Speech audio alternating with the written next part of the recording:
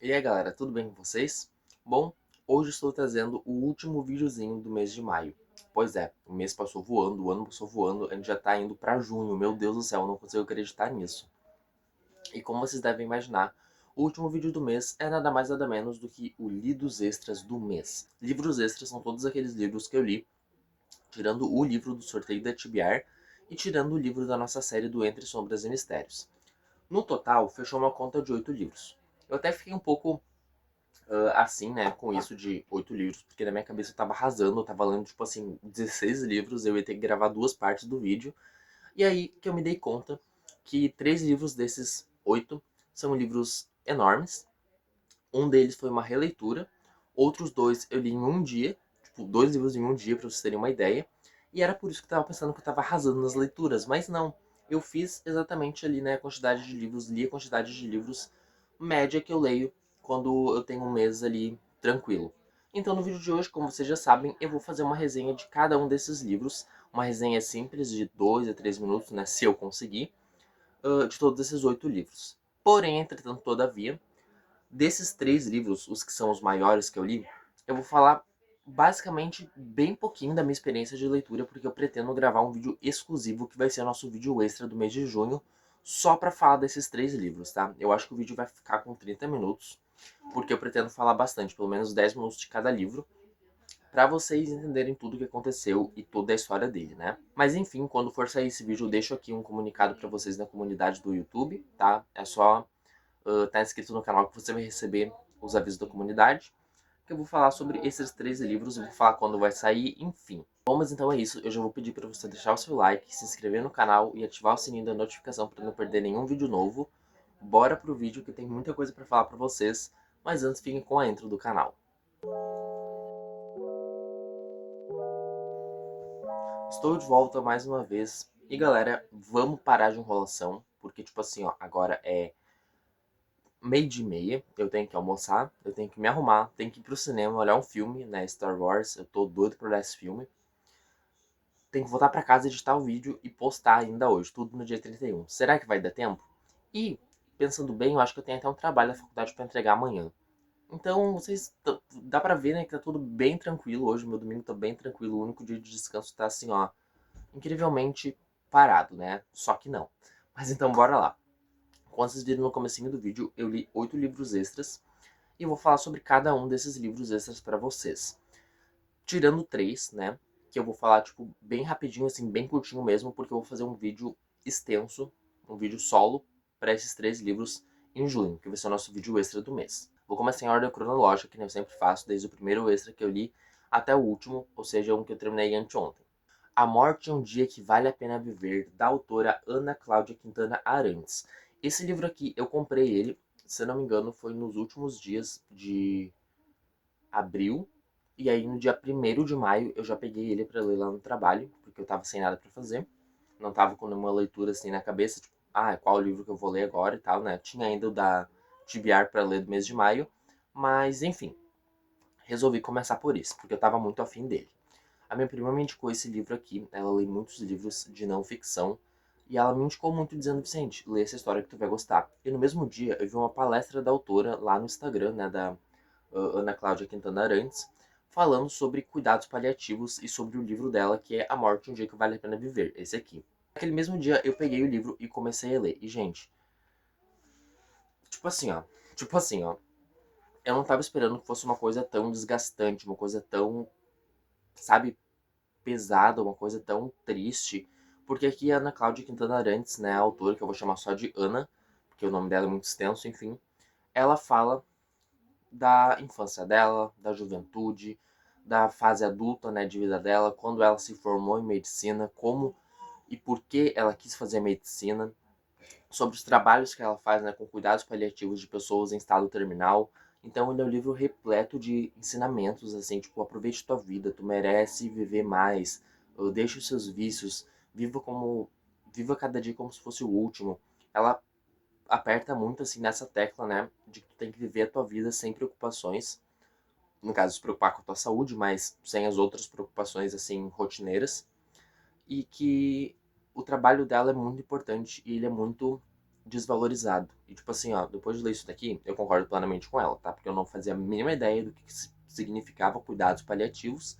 E depois que eu li isso daqui, eu simplesmente fiquei em choque, sabe? Tipo, foi uma quebra de realidade, uma...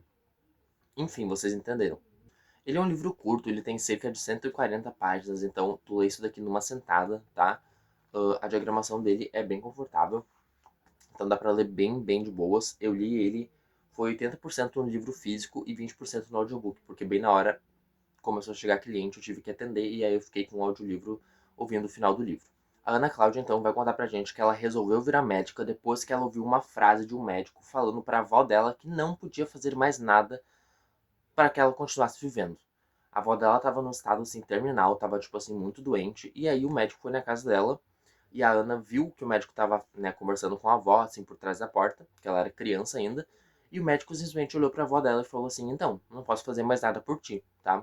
É isso, tu tem, sei lá, 5 meses de vida, tchau e bênção", e foi embora. E ela decidiu naquele dia que ela seria médica, que ela iria descobrir uma causa, descobrir uma coisa ali, uma cura para tal doença da avó dela e para tais outras doenças. E foi assim que ela começou a estudar. Depois ela foi fazer faculdade de medicina e no último dia, no dia que ela se formou, a avó dela descansou. O médico deu 5 meses, sei lá, 6 meses. A avó dela durou mais 15 anos depois desse dia. E descansou exatamente no dia que ela conseguiu o diploma dela de medicina. Teve muitas coisas ali ao longo do caminho. Ela desistiu, ela trancou a faculdade, ela foi trabalhar em outra coisa. Ela se sentiu muito mal porque ela viu um óbito no hospital. Depois ela voltou a trabalhar nisso e aí ela ganhou o diploma. Enfim, foi uma loucura, assim. E, sabe, o negócio da avó dela ter falecido no dia que ela conseguiu o diploma foi uma coisa que significou muito pra ela. Ela ficou muito sentida por conta disso e decidiu se tornar médica, né, em cuidados paliativos. É um livro muito pesado, tá? Eu não recomendo para todas as pessoas. Se você tem alguém doente na família, não sei, leia ou não leia. Enfim, eu não sei para quem recomendar esse livro, mas eu acho que todo mundo deveria ler. Tipo, a história dele é muito importante, tudo que tá aqui dentro é muito importante, mas se você é sensível, eu acho que não vai ser bom para ti, tá? Eu não sou uma pessoa sensível, eu não me considero nada sensível, tipo, até meio psicopata se pá, né? Porque não tem emoções quase. Mas eu me emocionei bastante com esse livro aqui. E a nota final que eu dei pra Morte é um Dia que Vale a Pena Viver, da Ana Cláudia Quintana Arantes, é 5 estrelas, sem dúvida nenhuma. Favoritado. Né? Me destruiu, favoritado. É assim que se perde a Guerra do Tempo. Eu cheguei em casa depois que eu tinha lido esse livro aqui e catei esse daqui na minha estante e fui ler. E é isso, entendeu? Foi os dois livros que eu li no mesmo dia. Uh, Esse livro aqui ele é escrito por um casal, pela Amal El-Motar e pelo Max Gladstone. Esse livro aqui foi publicado em 2021 pela primeira vez, né? Foi lançado em 2021, quando eu estava na minha primeira fase, né? No meu primeiro ano de leitor. Eu lembro que todo mundo panfletava muito esse livro. Meu Deus, é o melhor romance epistolar de todos. E eu fiquei tipo, será mesmo? E eu consegui adquirir esse livro só esse ano. Tipo, comprei no Saldão. Vocês viram, enfim, né? O vídeo da Book Haul que eu falei sobre os livros novos. E aí eu fui lá e comecei a ler o livro naquele dia quando eu cheguei em casa. E, gente, sinceramente, depois de ter lido um livro super triste, super pesado, eu não deveria ter pego isso daqui nunca, nunca. Porque esse livro ele não te dá explicação de nada, tá? Ele é fino. Ele não é fino. Ele de capa dura e a diagramação dele é assim, tipo, muito grande, espaçado. E ele tem o quê? Ele tem 190 páginas.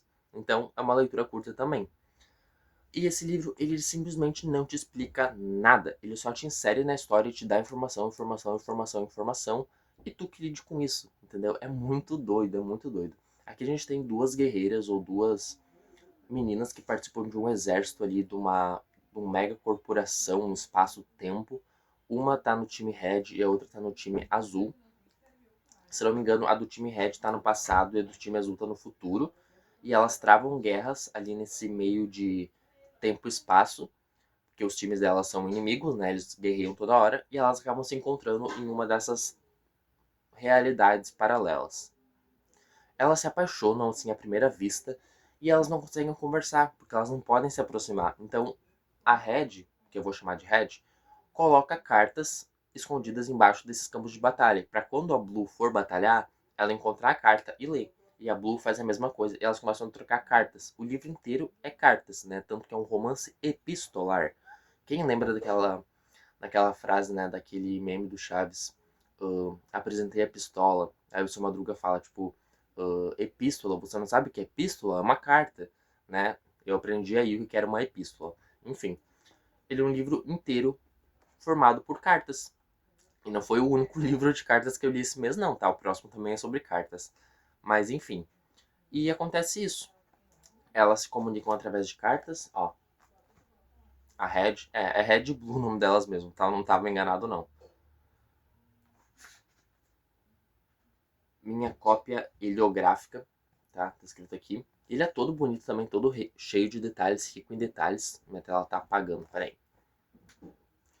E ele é um livro que ele não te dá informação nenhuma. Ele só te joga na tua cara as informações e diz assim, ó. Entenda o que tu quiser, sabe? Se tu não entender também, foda-se, o problema é teu. Começa a acontecer tragédia, começa a acontecer tragédia, começa a acontecer tragédia. E eu fiquei, meu Deus, eu não acredito que isso vai acontecer, eu não acredito, eu não acredito, não acredito. E chegou no final e aconteceu o que eu não tava acreditando, tá? Eu fiquei muito bravo quando eu terminei essa leitura.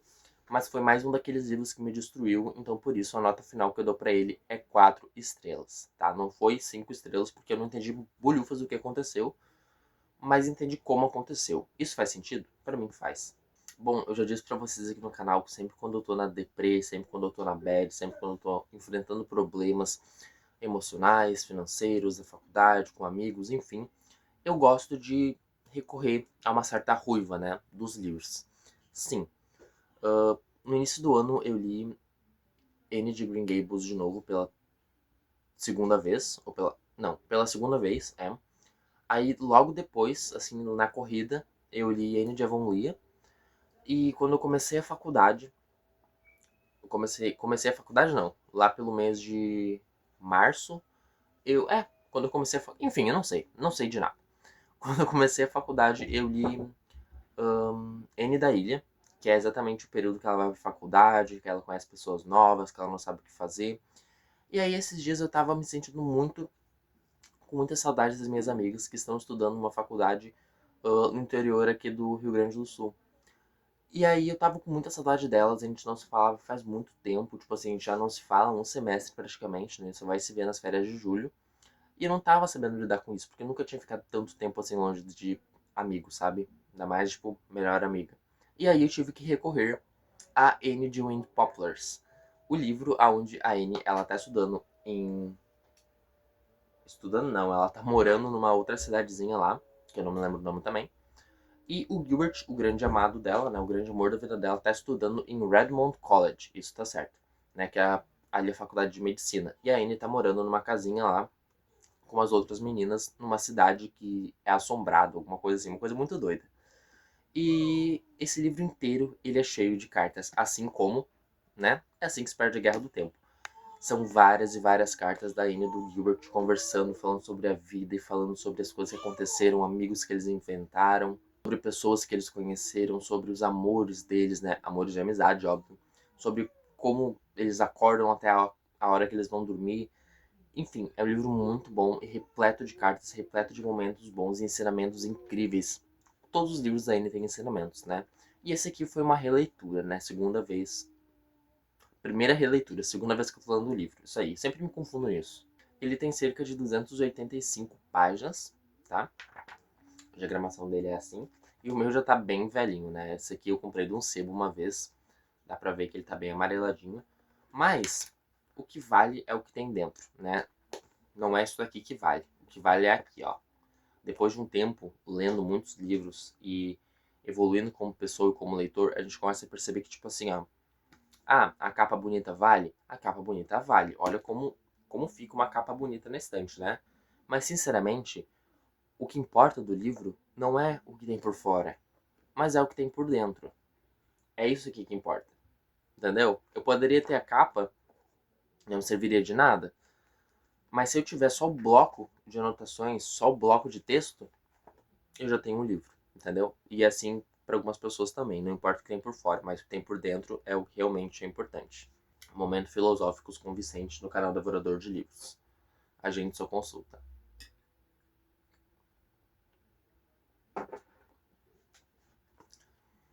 Então, como foi uma releitura, né? Eu acho que não vou precisar, tipo, dizer tudo pra vocês, até porque eu já fiz um vídeo inteiro falando sobre a série de Anne de Green Gables. Vou deixar na descrição pra vocês verem. E eu não sei também se eu dou uma nota, porque provavelmente vai ser a mesma nota que eu dei, né, na minha primeira leitura, que foi 5 estrelas. Mas eu vou estar deixando aqui pra vocês. Nota final 5 estrelas, favoritado mais uma vez, né? E, nossa, eu tava precisando demais disso daqui. E sempre vai acontecer isso. Quando eu tiver num momento fodido da minha vida, eu vou recorrer a Anne, porque ela me salva. Bom, e agora rapidamente sobre os 3 livros que eu vou gravar um vídeo inteiro, que vai ser nosso vídeo extra do mês de junho.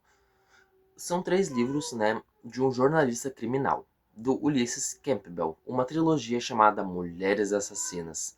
Acreditem ou não, eu li esses 3 livros em sequência. E depois eu não sei porque que eu tive 1 bilhão de pesadelos durante 2 semanas na minha vida, né?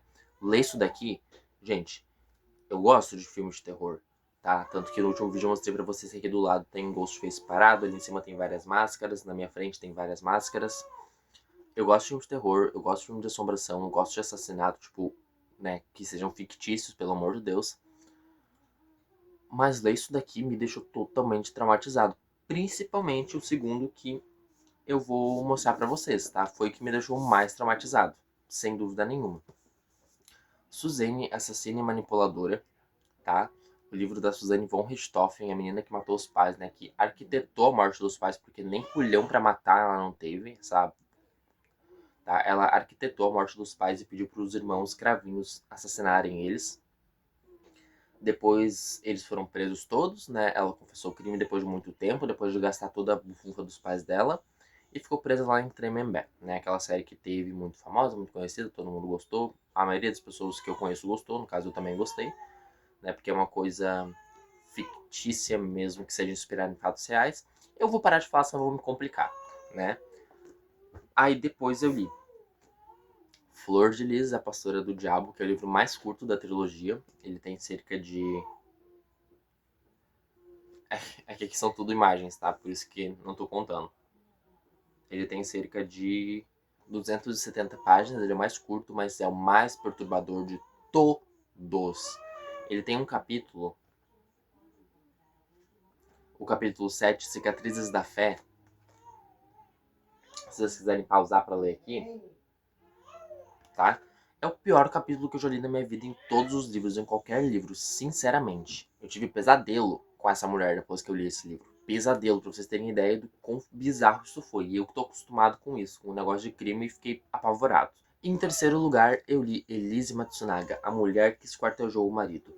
E sinceramente, gente, até um tempo atrás eu passava pano pra Elise, né?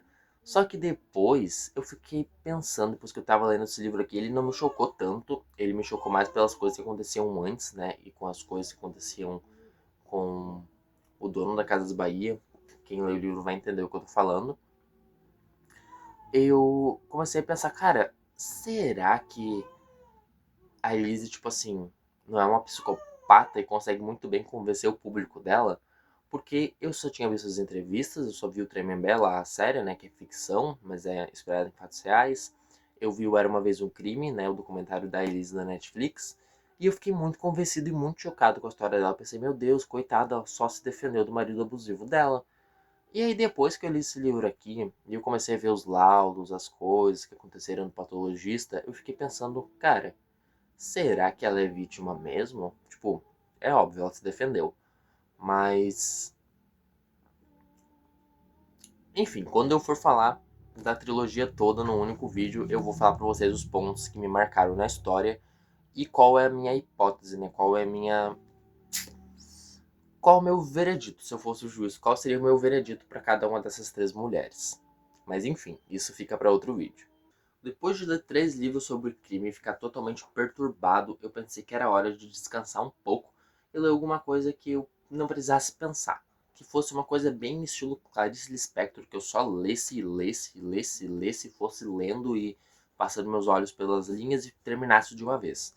E aí que eu decidi ler o último livro que faltava da Carla Madeira pro meu currículo de Madeira, né? De Carla Madeira. A Natureza da Mordida. Eu já tinha lido Tudo é Rio, acho que foi ano passado. Aí depois, esse ano, eu li Véspera, né? Que foi o primeiro sorteado, se eu não me engano. E agora eu estou lendo, né? Estou lendo não, agora eu terminei A Natureza da Mordida, que é um livro que, assim como aquele, o segundo que eu falei pra vocês, não faz questão nenhuma de explicar pra gente bolhufas de nada, tá? Em A Natureza da Mordida, a gente vai ser apresentado a duas mulheres, a Bia e a Olivia. Elas têm um trauma ali em comum de abandono, de luto, de casório quebrado, enfim, uma coisa muito doida, muito bizarra, assim, sabe? Muito pesada também. E elas acabam se encontrando em uma livraria, se eu não me engano é um sebo, né, de livros usados, assim, uma livraria de livros usados, enfim. E elas se tornam amigas. E aí elas começam a se encontrar. O livro inteiro ele é dividido em encontros. Então tem primeiro encontro, segundo encontro, terceiro encontro, quarto encontro, 14º encontro, sabe? E vai narrando pra gente o ponto de vista das duas personagens. Então a gente vai ter a Olivia como narradora da história, ela tá contando pra gente o que tá acontecendo na perspectiva dela. E no final do encontro, vamos supor, encontro 1, aí tem lá tudo que a Olivia pensou. E no final tem assim, esclarecimentos e nota da Bia. Ou Bia, né, que é com um acento em cima.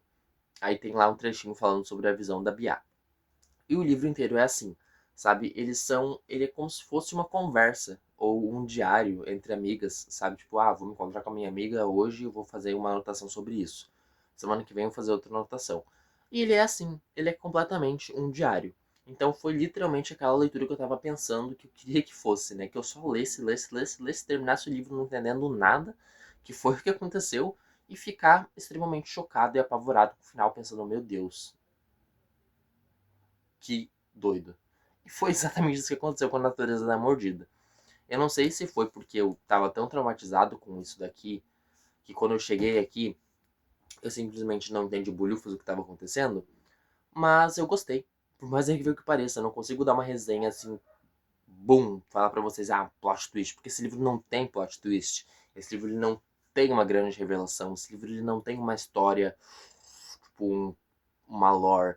Ele é só isso. São os encontros da Olivia e da Bia, com a perspectiva da Olivia como central, depois de uma anotação da Bia. E no final tem algumas citações de Clarice Lispector, exatamente o que eu estava pensando. E é isso. A nota final que eu dei para a Natureza da Mordida foi 4 estrelas, gostei bastante.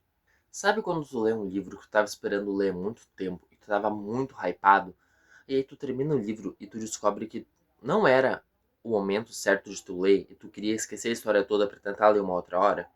Foi exatamente assim que aconteceu comigo e com Órbita de Inverno da Everina Maxwell.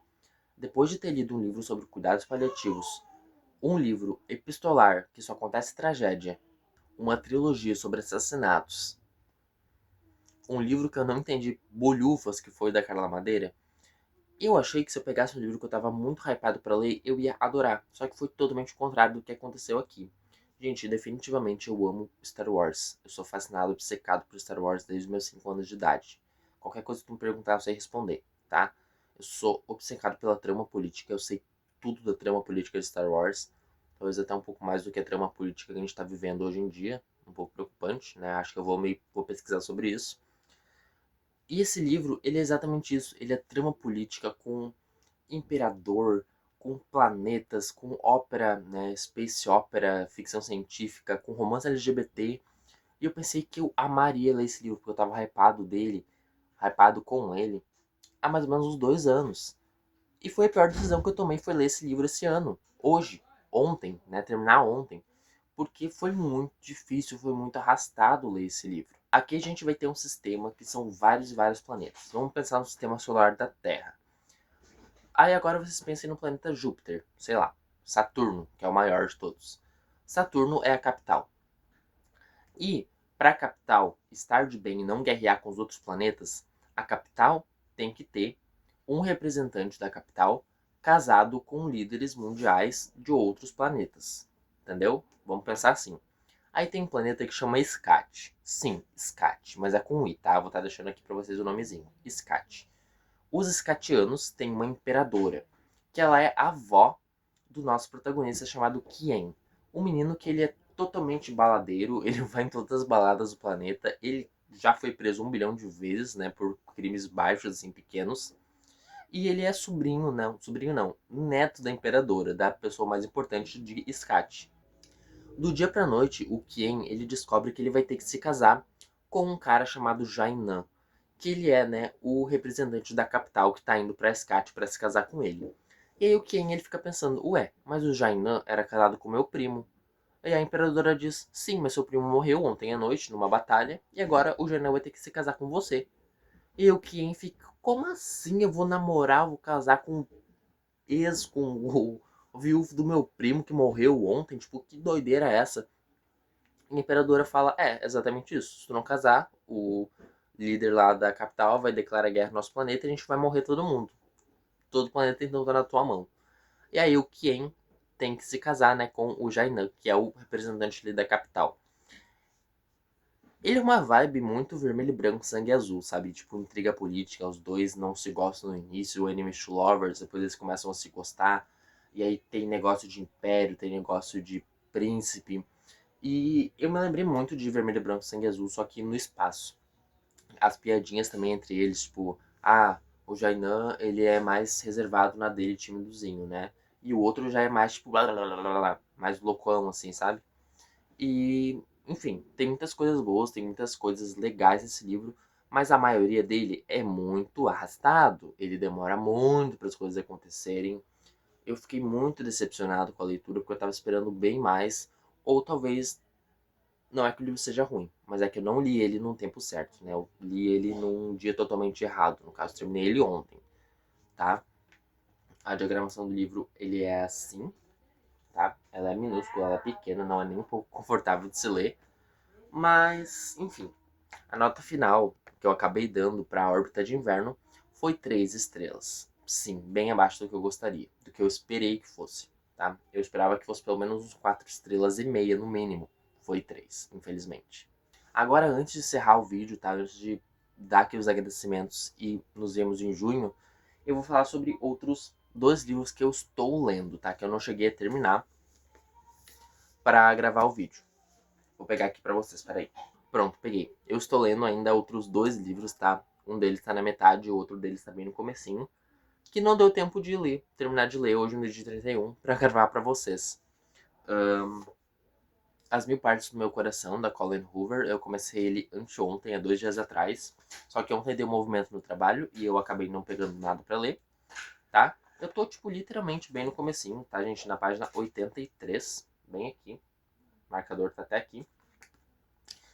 Não sei o que posso falar pra vocês ainda, porque não sei o que vai ser spoiler e o que não vai ser spoiler, então, né, tem pouca coisa também que eu sei do livro. E A Letra Escarlate, do Nathaniel Hawthorne. Esse aqui eu já tô um pouquinho, quase na metade, na página 102, tá?